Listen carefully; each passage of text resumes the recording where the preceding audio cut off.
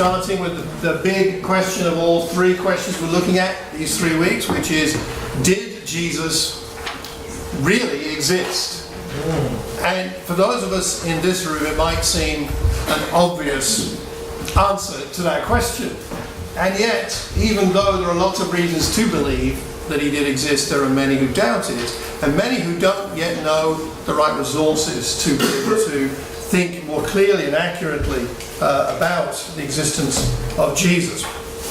The key scripture as we begin not only tonight's class but this series is this in 1 Peter chapter 3, which says, always be prepared to give an answer to everyone who asks you to give the reason for the hope that you have. And this series is about being better prepared.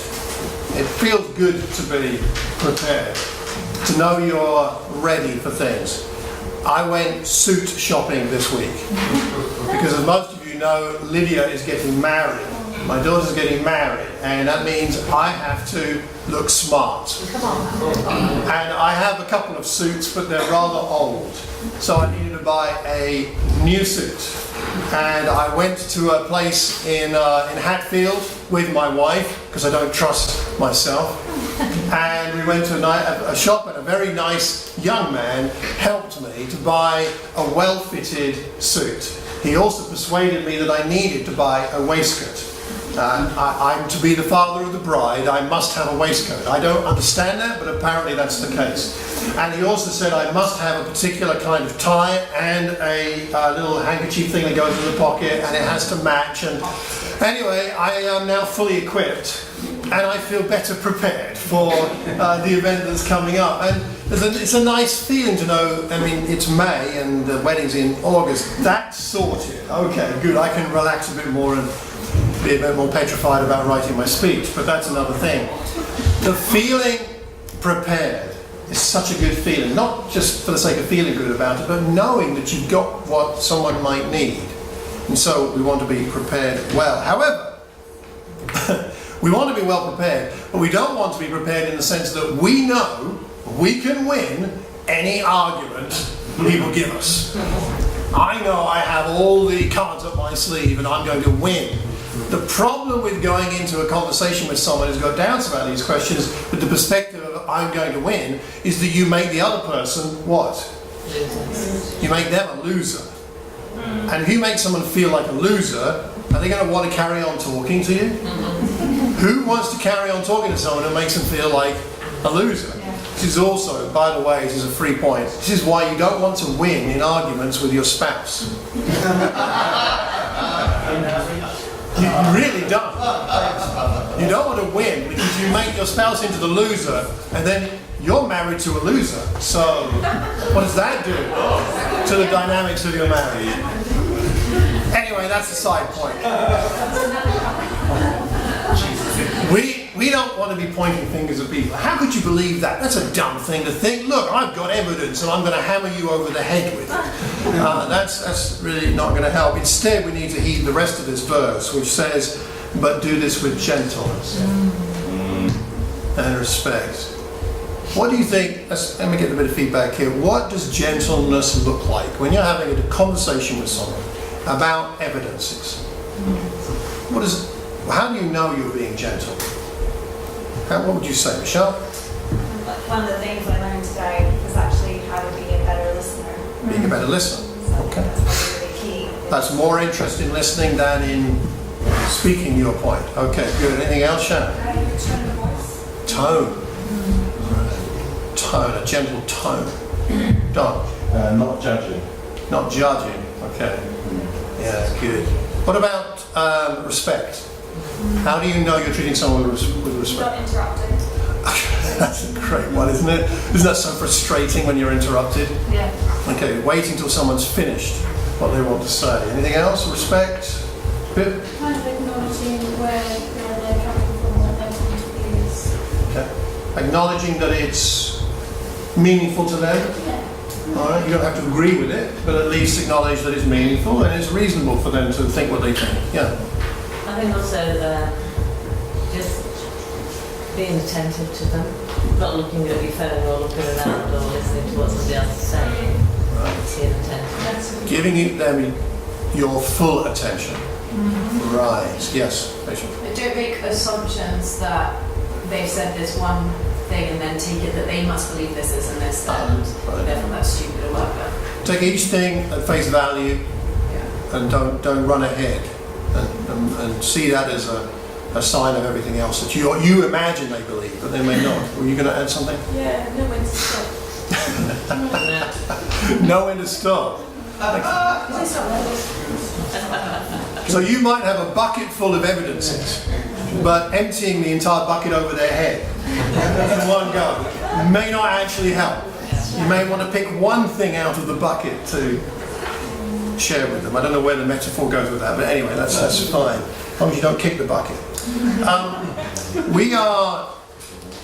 What we're trying to do is we're trying to be useful to people. Here's something, you've got a question, you might find this useful. And it's up to them if they want to take it on board, but then that's what we're there for, to be useful. So tonight we're going to tackle this topic of did Jesus exist? And then we're going to go on next week to talk about did Jesus really rise from the dead? Did he live again? And actually not next week because there's a 1 week hiatus. So Tiberius is doing a class, I think, with Michelle on some of our approach to the needy. The week after we'll carry on, and the week after that we'll do a class on if there is a good God, why is there suffering in the world, and that kind of thing. Now, let me just say this. We've got about 25-30 minutes for each of these classes.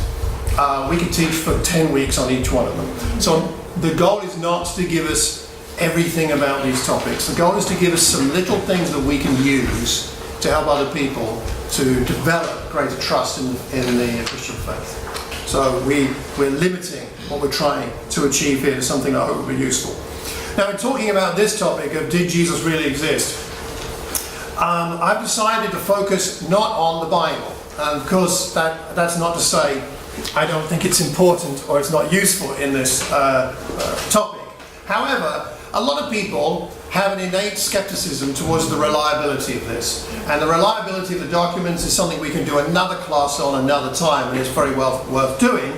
But if that can be something that person may not be willing to get into at this point, but they might be willing to talk about the existence of Jesus from other sources.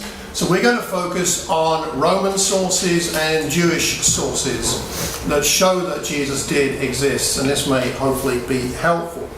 So how are we going to approach this? Well, I suggest a few things before we get into the details of what Tacitus wrote. The first is you want to find out what your friend already believes.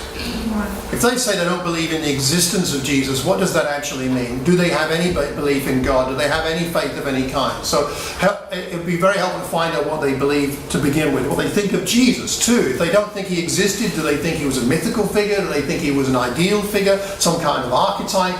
What do they actually think of Jesus will be helpful to know. The second thing you want to perhaps ask them is what kind of evidence would they need to be able to believe in Jesus? Like what might convince you?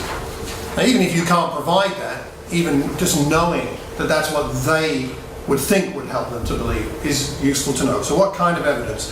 Thirdly, you might like to ask them if they're open to revising their opinion on the non-existence of Jesus if you are able to show them reasonable grounds to believe in the existence of Jesus.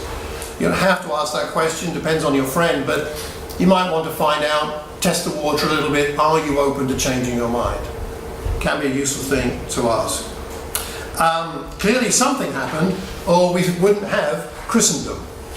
2,000 years of it. That doesn't happen from nothing. It doesn't happen randomly, right? Something happened. And so we're looking at these questions, particularly this one today, to trying to figure out, well, if Jesus didn't exist, how did this happen? But if he did exist, does it make it more plausible? Which I would argue it does. Let's talk about our sources. Okay, so first of all, Tacitus, who was born around 55 or 56 after CE as it's called now, Common Era, or AD as we would know it from the past. He might have been, some people say, the best of all the Roman historians. He was Roman and a historian, and the bits we're going to look at tonight are written in his style. So some people would say Maybe this was altered later, but we have a number of copies, and it's written in the kind of language and the kind of phrasing that he used in the rest of his writings. So it would be an extraordinarily clever person to be able to fabricate his style accurately in the passages we're going to look at today, which I think are on your handout. So what do we have? We have his Annals is one of his books, written 116 to 117 AD. Written in this section about Nero. It includes a biography of Nero and the incident when Rome burned in 64 AD, which you may have heard of before. Let's look at this quote, which I think is also on the handout. He writes this: "Neither human effort, nor the emperor's generosity, nor the placating of the gods ended the scandalous belief that the fire had been ordered by Nero. Therefore, to put down the rumour, Nero substituted as culprits and punished in the most usual ways those hated for their shameful acts, whom the crowd called Christians. The founder of this name, Christ, or Christus in Latin, had been executed in the reign of Tiberius by the procurator Pontius Pilate. Suppressed for a time, the deadly superstition erupted again, not only in Judea, the origin of this evil, you understand he doesn't think Christianity is a good thing, but also in the city, which is Rome, where all things horrible and shameful from everywhere come together and become popular." That sounds like some places we know. Maybe we visited. So this is what he is writing here, and I'm going to ask you to look at that and think about this for a minute. Now, from this, what do we learn about Jesus? What do we know? This is someone who was opposed to Christianity, not in favour of Christianity, looking back on an incident that he's recording that happened in the time of Nero, when the first century, when many of the early Christians were obviously alive then. And so, from this, what do we know about Jesus? What would you say are the things that we can pick out and say from an enemy of Christianity is telling us about Jesus, and Christianity, if you like? Rachel, one thing each, right? Not six things each. So one thing here, Rachel. He obviously existed, otherwise why would he have mentioned him? Okay, why would you mention that unless he did exist? Yeah, okay, Ben? Controversial. He was controversial, yeah, okay. Was executed. He was executed, okay, so he died, yes, and by execution, yeah, what else? Joe? He was the founder of a movement. People followed. Okay, he founded it, he's known as that, yeah, really? During the reign of Tiberius. Okay, so Tiberius, so we can check those dates and see if that fits with what is claimed about Jesus, yeah, what else? Was executed by Pontius Pilate. Pilate, again, okay, we can check those dates from other sources outside the Bible as to whether they fit, yeah? Came from Judea. Came from Judea, okay, so the right area of the world, okay, what else do we have? Anything else?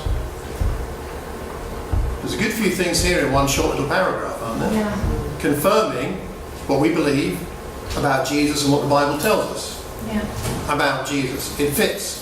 What are the chances of someone fitting all of those and not being Jesus? Or being someone mythical that didn't exist? Why would that be written? It doesn't really make a lot of sense. Here's what I picked out. Someone called Christus existed, and it must be the Christ.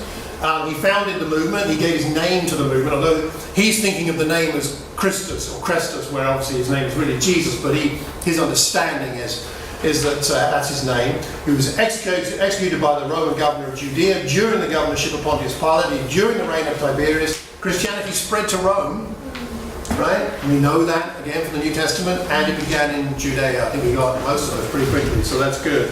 So those are some things that we know from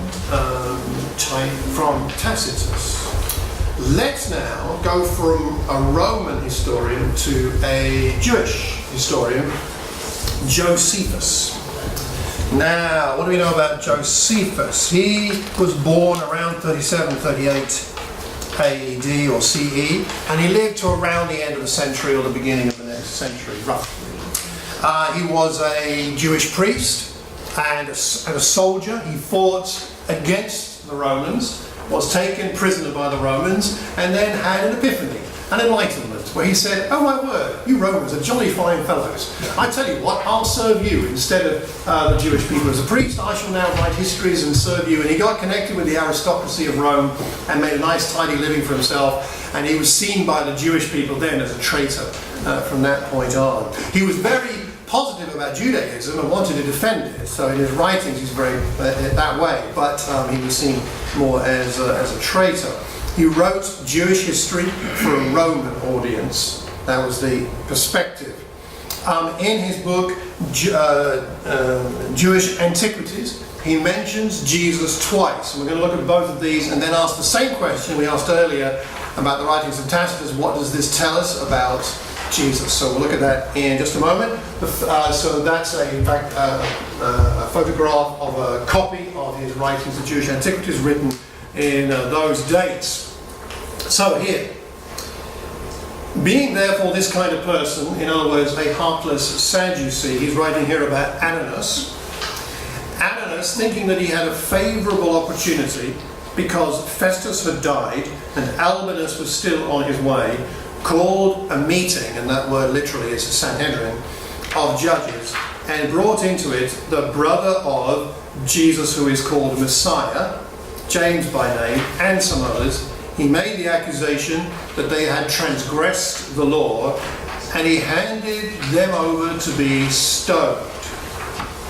We're not going to examine this text right now, but just have a look at that, think about that, and just think about what does that tell us about Jesus. This is Josephus writing in the first century about, actually he's writing about James, but he references Jesus. Why does he reference James? Why does he reference James in connection with Jesus?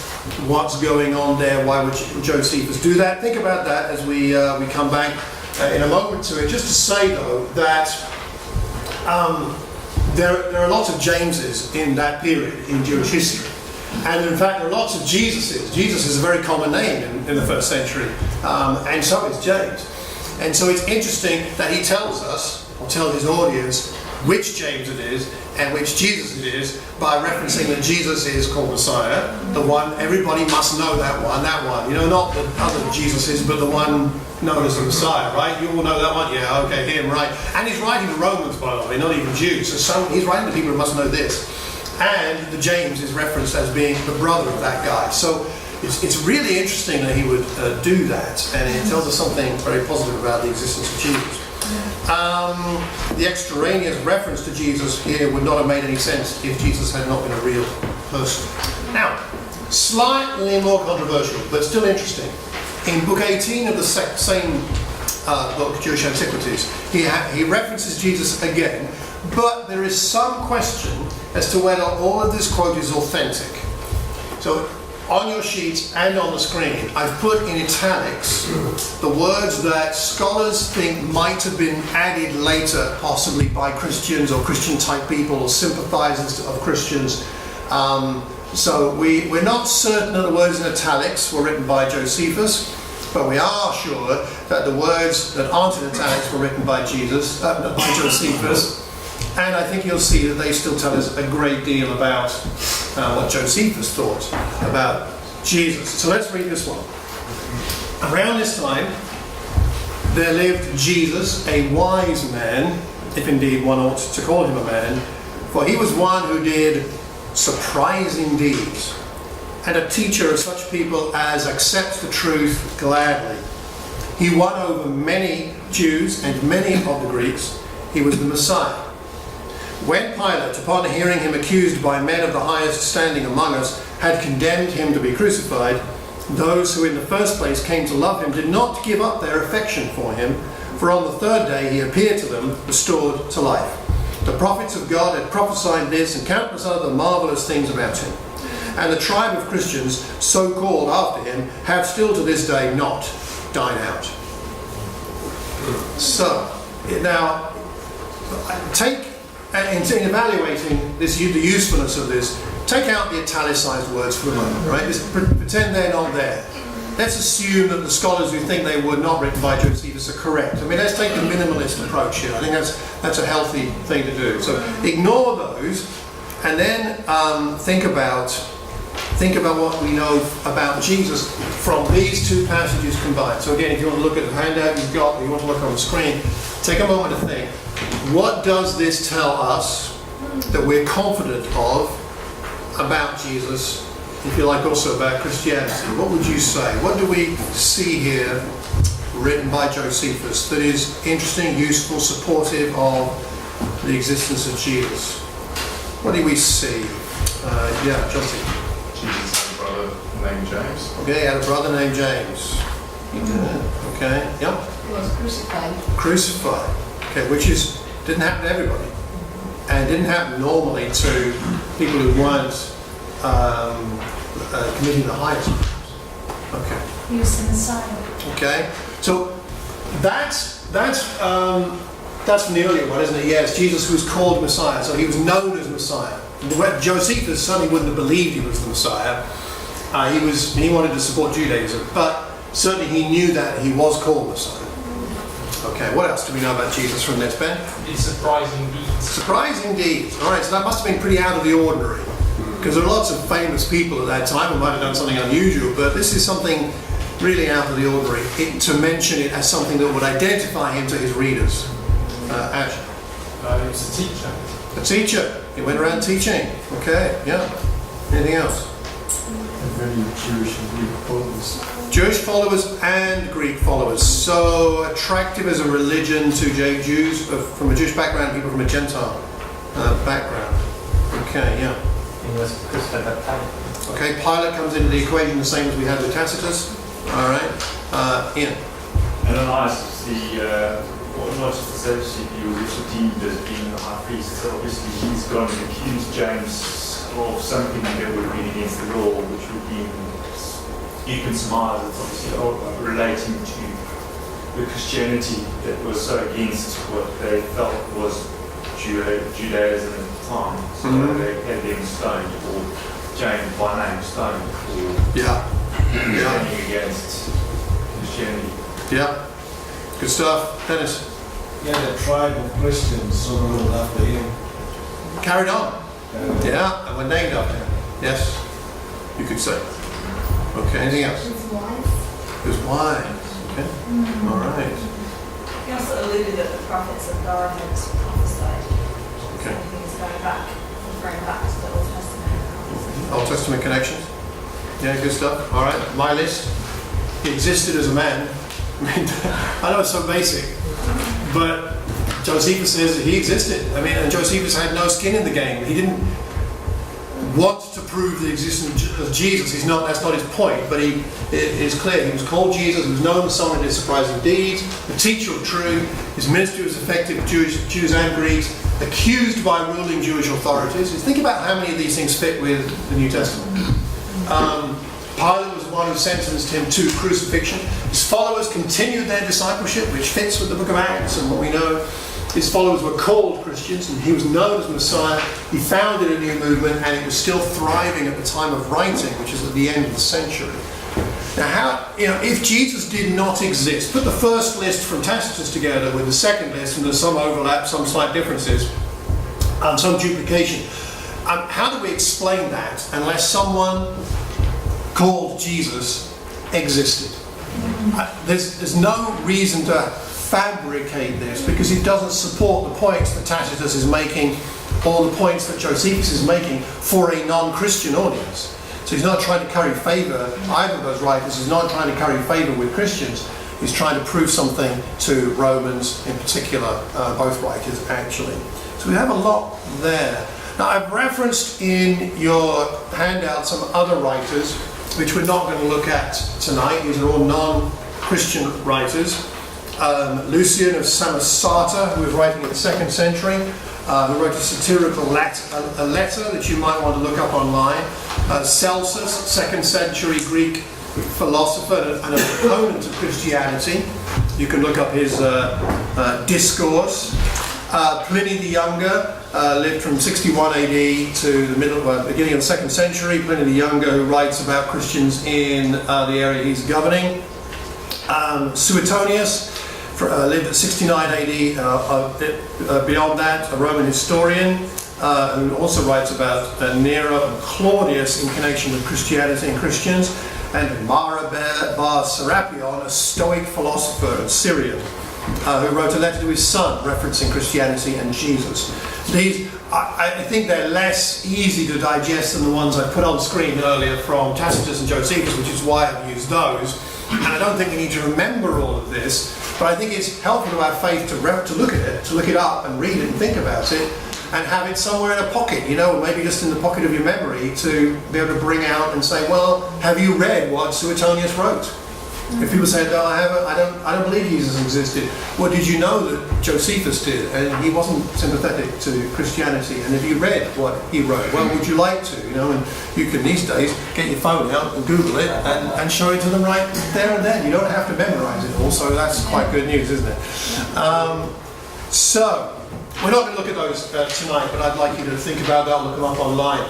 This writer said this, Robert Van Vurst, if any Jewish writer were ever in a position to know about the non-existence of Jesus, it would have been Josephus. He's the guy, he would know. His implicit affirmation of the existence of Jesus has been, and still is, the most significant obstacle for those who argue that the extra-biblical evidence is not probative. It doesn't give enough proof, it doesn't show enough evidence. It is interesting that no early writers disputed the existence of Jesus. They disputed whether he was the Son of God or Messiah. They disputed whether he should be listened to. They disputed whether he was a good moral person or not. They disputed lots of things about Jesus, but no one in the 1st and 2nd century, Jewish, Roman, or any other kind, disputed the existence of Jesus. And if you wanted to squish a religion, which the Jews did and the Romans did at periods in their history, the easiest thing to do would be to attack the existence of the founder. If you knew the founder didn't exist and you knew the founders, the people who followed him knew he didn't exist. But they don't do that. They try and discredit Christians, but they don't try and prove that Jesus did not exist. The Romans didn't try to prove it. Rabbinic Judaism didn't try to prove it because they knew, too many people knew, that of course he did exist. And so it was a futile exercise to try and prove that he did not. So, wrapping up. Some suggested questions for your friend. Having perhaps been through this material, or some of it, you could ask these questions. How does this evidence affect your view of Jesus? It's an open-ended question. How does this affect your view of Jesus? What do you now think about Jesus? Secondly, how does it affect your view of Christianity, or perhaps the followers of Jesus? And thirdly, would you like to know more? Depends on their perspective, of course. And a handy scripture to share is John 7:17. If you really want to know if this works, then you might want to try putting it into practice. If you do the will of God, you will find out whether my teaching is from God or whether I just speak on my own. Now I'm going to finish with a small thing here. Try and help us remember. This is the best I could do. I'm hoping in this room some of us will come up with better ideas to remember Tacitus and Josephus. Remember those two names, right? And so for Tacitus, the first three letters reversed are cat. And he wrote about the burning of Rome, and so there's a cat burning for you to remind you of Rome burning and Tacitus. Does that help? Maybe? Maybe not. Okay, so cat, Tacitus burning, right? Tacitus. Cat, Tacitus. Okay, all right. With Josephus, I couldn't do any better than just finding a sign that said Joseph and Sons, right? So, because Joseph is the father of Jesus and of James, right? So Joseph had sons. And so Joseph is Josephus. You see Joseph there? So, we'll talk after. So, I don't know, but if we can just do our best to remember Tacitus and Josephus, that's enough to get you onto your mobile device to look it up if you need to when you're with your friend who wants to read that and have a look at it, okay? Tacitus, burning cat, Josephus, Joseph and Sons, that helps, and I'm a lucky guy. You've got some extra resources on the handout you can look up, and next week we're going to look at the topic of did Jesus really rise from the dead. I hope that's helpful. Thank you very much.